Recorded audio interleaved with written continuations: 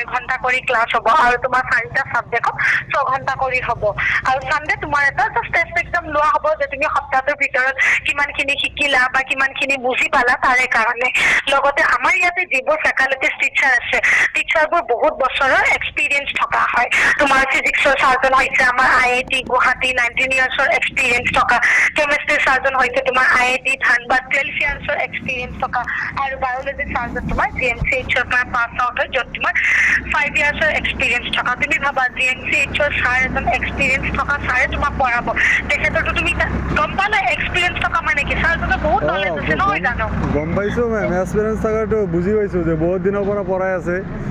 তেনেহলে লগতে চোৱা মই তোমাক আমাৰ ইয়াতে এডমিশ্যন ফিজৰ কথা কওঁ আমাৰ ইয়াতে যিটো 1 ইয়াৰৰ কাৰণে কোচিঙৰ এডমিশ্যনৰ ফিজ হয় সেইটো হৈছে তোমালোকৰ অনলি 70,000 70,000ৰ পৰা তোমালোকক ডিছকাউণ্টত দি পেলাই 49,000ত দিয়া হৈছে 49,000ত তোমালোকে বেগ বুকছ ইউনিফৰ্ম কিতাপ পত্ৰ ইনক্লুডেড এটো গোটেইখিনি পাবা যিহেতু তুমি চায়েন্স লৈ পঢ়া ষ্টুডেণ্ট হয় তুমি নিজেও জানা চাগে যে চায়েন্সৰ এখন কিতাপ কিনিব গ'লে তোমাৰ কিমান টকাৰ প্ৰয়োজন বা এখন মডেল কিনিব গ'লে তোমালোকৰ কিমান টকাৰ প্ৰয়োজন নহয় জানো তেনেস্থলত তোমালোকে কিতাপ পত্ৰখিনি গোটেইখিনি পাই আছে হা 49,000তে অনলি চোৱা তুমি ভাবা আৰু তুমি 49,000ৰ পৰা তুমি 3,000 বা 2,000 এটা দি ৰেজিষ্ট্ৰেশ্যন কৰি তুমি চিটটো বুকিং কৰিব লাগে বাকী থাকিব কিমান তোমাৰ 46,000 বা 47,000 নহয় জানো 47,000 হ'ব 46,000 হওক তুমি যদি ভাবা যে মেম মোৰ এনেকুৱা ফাইনেন্সিয়েলি ঘৰত প্ৰব্লেম আছে মই ইমানখিনি পইচা একেলগে দিয়াৰ কাৰণে পচিবল নহয় দেন তোমাক আমি তাৰো উপায় দিম যে তুমি ইনষ্টলমেণ্টত দিয়া ক্লাছো কৰি থাকিলা তুমি ইনষ্টলমেণ্টতো পইচা দি থাকিলা আল্টিমেটলি তোমাৰ ৰিজাল্ট আহিল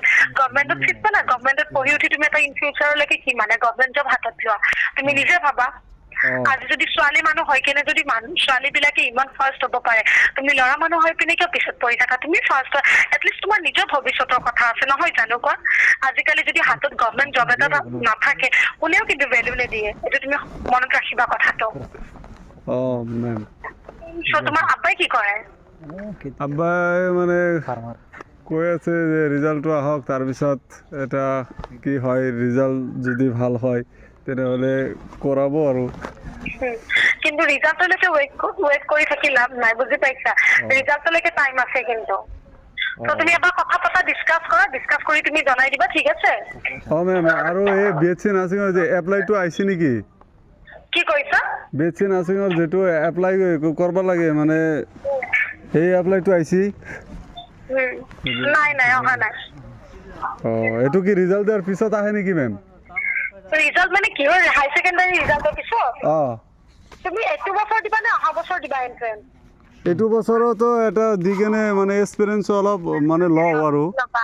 ওকে এইটো বছৰ থেকে তোমালোকৰ ফৰ্ম ফিলআপ হৈ গ'ল নেকি মেম BSc নাৰ্ছিঙৰ কাৰণে হৈছে নেকি মেম হৈছে নেটৰ কাৰণে হে হৈছে নিটৰ কাৰণে হৈছে আৰু BSc নাৰ্ছিঙৰ কাৰণে হৈছে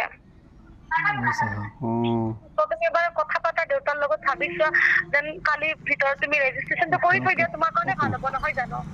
ওকে মেম ঠিক আছে বাৰু দিয়া